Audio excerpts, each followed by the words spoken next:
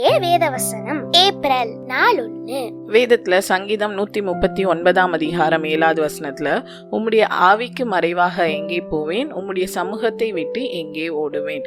இந்த வசனத்துல பார்க்கும்போது தேவனுக்கு மறைவான காரியம் ஒன்றுமே கிடையாது. இந்த உலகத்துல அநேகர் பார்த்தீங்கன்னா மற்றவர்களுடைய பார்வைக்காக தான் நல்லது செய்கிறவர்களா காணப்படுறாங்க. அவங்க பார்த்தா இந்த காரியங்களை நம்ம நல்லது பண்றதை பார்த்து நம்மளை புகழ்வாங்க அப்படின்னு சொல்லி நினைக்கிறாங்க. ஆனா அவங்க இல்லாத நேரத்துல கண்டிப்பா அவங்க அந்த காரியத்தை செய்ய மாட்டாங்க. ஏன்னா அது அவங்களோட இயல்புல கிடையாது. அதே மாதிரி யாராவது பார்க்கும்போது தவறான காரியங்களை செய்யாம இருந்து யாராவது பார்க்கலன்னா தவறான காரியங்களை செய்யறவங்களா காணப்படுறாங்க. எப்பயுமே உலகத்துல இருக்கிற மக்கள்களுக்கு முன்பாக நல்லது செய்கிறவர்களாகவும் தவறுகளை தவிர்க்கிறவர்களாகவும் நம்ம காணப்படக்கூடாது. எப்பயுமே நம்மளோட இயல்பே சரியான காரியங்களை செய்கிறவர்களாகவும் தவறான காரியங்களை நம்ம தவிர்க்கிறவர்களாகவும் காணப்படணும். ஏன்னா நம்மளுடைய பரமபிதா நம்மளை பார்த்துட்டு இருக்காங்க. யாரு நம்மளை பார்க்கலான்னு தேவன் நம்மளை பார்த்து கொண்டே இருக்காங்க. ஆண்டவருக்கு மறைவான காரியமும் ஒன்றும் இல்லை. ஆண்டவருடைய சமூகத்தை விட்டு நம்மளால எங்கேயுமே ஓட முடியாது. அதனால இதை சிந்தனையில வைத்து தேவனுக்கு பயந்து தேவனுக்கு பிரியமான காரியங்களை நம்ம செய்கிறவர்களாகவும் தேவனுக்கு பிரியம் இல்லாத காரியங்களை